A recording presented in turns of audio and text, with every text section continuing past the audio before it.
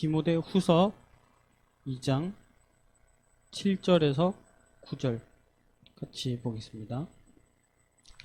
디모데후서 2장 7절에서 9절 신약 344쪽에 있습니다.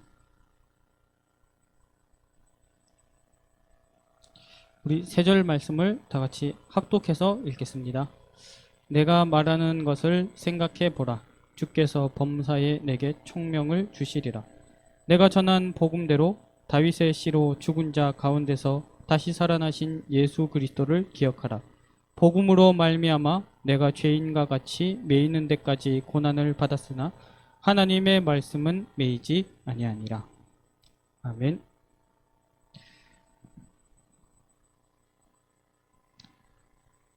여러분들은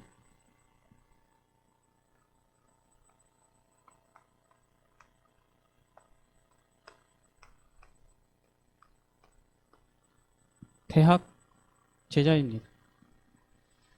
여러분들에게 중직자의 역할을 맡긴다면 여러분들이 작은 부분이라도 흉내 정도라도 할 수 있습니다.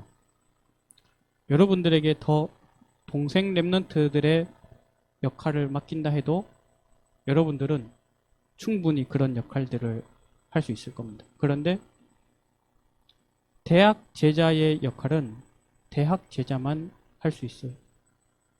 어른들에게 이 대학생 랩런트 전도 제자들에게 기대되는 것을 맡길 수가 없습니다. 여러분들보다 더 후배 랩런트들에게 대학 제자의 역할을 맡기는 건 불가능해요. 여러분은 후대 랩런트도 이해하고 살릴 수 있는 사람들이고 위로 중직자들과 교역자들과 선배들도 섬기면서 함께 갈 수 있는 사람들입니다. 무슨 말이냐? 대학 제자 한 사람이 살면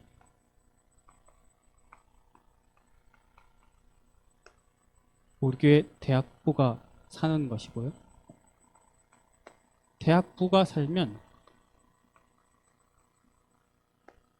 교회 전체에 영향을 줄 수 있습니다. 오늘 우리 대학부는 대학부 예배로 새롭게 시작합니다. 그 대학 전도자들이 이 단어를 꼭 가슴에 새기길 바랍니다. 대학 제자다. 나는 대학 제자다. 여러분들은 다른 전도자들처럼 예배할 수 있고 기도할 수 있고 헌신할 수 있는 사람들입니다. 그런데 다른 계층이 하지 못하는 한 가지 더를 할 수 있어요.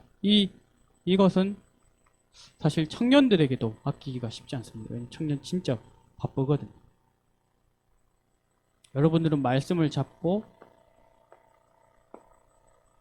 연구할 수 있는 시간표고요. 그런 사명자들입니다. 오늘 말씀을 간단하게 전하겠습니다. 하나님이 여러분 대학 제자로 불러주셨습니다. 그 제자의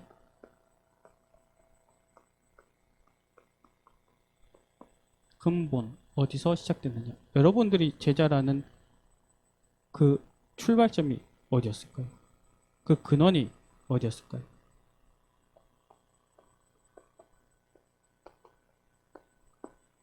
예레미야 1장 5절에 보면 하나님은 제자를 전도자를 어머니 뱃속에서 나오기 전 정도가 아니라 그 태중에 지어지기 전에 따로 구별하셨다.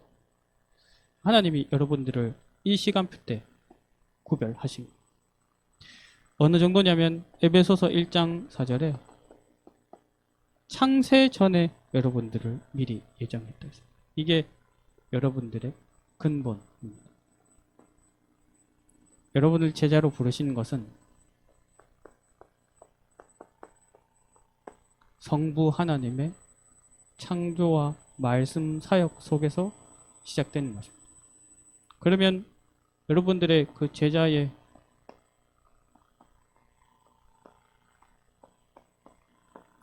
시작은 어디냐? 오늘 말씀에 나왔던 대목입니다.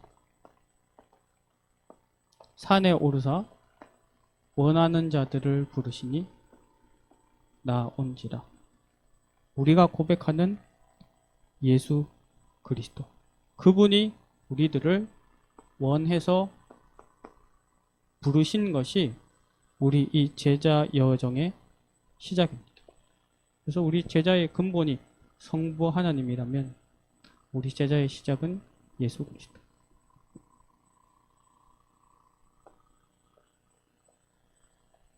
그러면 제자의 기준은 무엇일까요? 오늘 말씀에 나왔습니다. 내 말이 너희 안에 거하면 참으로 내 제자가 되고 진리를 알지니 진리가 너희를 자유케 하리라. 제자의 기준은 말씀입니다. 이 제자가 걸어가는 여러분들 인생의 결론은 무엇이냐? 제자의 결론. 예수님이 제자들을 부르셔서 모든 민족에게 가서 제자 삼으라 하셨죠.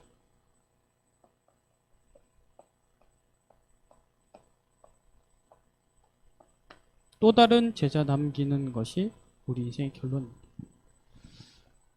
하나님의 방법이에요. 하나님이 창조주이시고 절대 주권자이시고 전능자이신 하나님이 사람들을 다 불러 모아놓고 너희 나를 믿으라고 겁을 주셔서도 믿게 하실 수 있어요. 근데 그렇게 하지 않으시죠.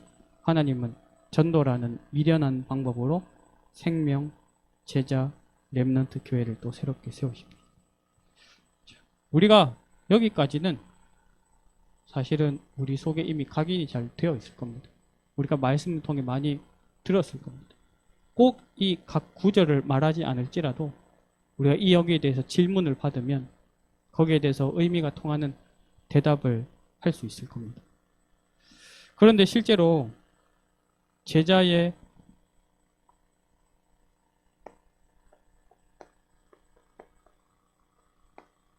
영적 상태는 어떤 상태인가? 우리는 지금도 편한 쪽을 택하려 하잖아요. 우리는 지금도 잘 부담 없이 되어지는 쪽을 늘 택하려고 합니다.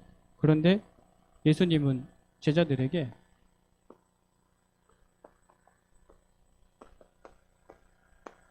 십자가를 지라고 말씀하십니다. 십자가를 지고 따라오라고 하십니다. 이게 제자의 영적 상태. 근데 이 십자가를 지는 건 십자가를 질 만큼 희생하고 각오를 갖고 그렇게 해서는 절대 할 수 없는 것입니다. 그게 종교고요. 언제만 딱 가능하냐면 주인이 바뀔 때만 가능한 것입니다. 자, 여러분, 우리가요 제자의 근본, 시작, 기준, 결론 다 알 수 있어요. 그리고 진짜로 믿기도 하고요. 그런데 저 제자의 영적 상태를 딱 생각해 보면 여러분의 나의 영적 상태와 얼마나 가까운가요? 혹은 얼마나 그 사이에 갭이 있습니까? 우리가 잘 알고 있는 여기까지, 그리고 실제 제자의 영적 상태까지 그 사이에 갭이 있죠. 이 사이에 뭐가 와야 될까요? 저는 오늘 이렇게 언약을 잡고 여러분들에게 전달합니다.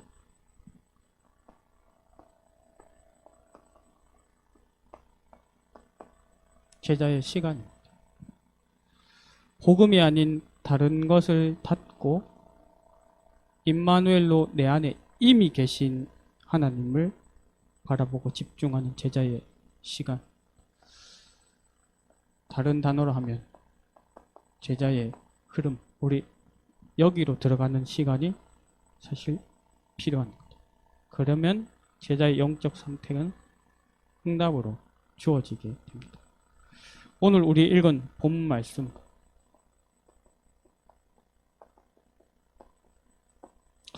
우리가 너무 쉽게 그냥 문학적인 표현으로 지나치기 쉬운 말입니다. 근데 내가 말하는 것을 생각해 보라.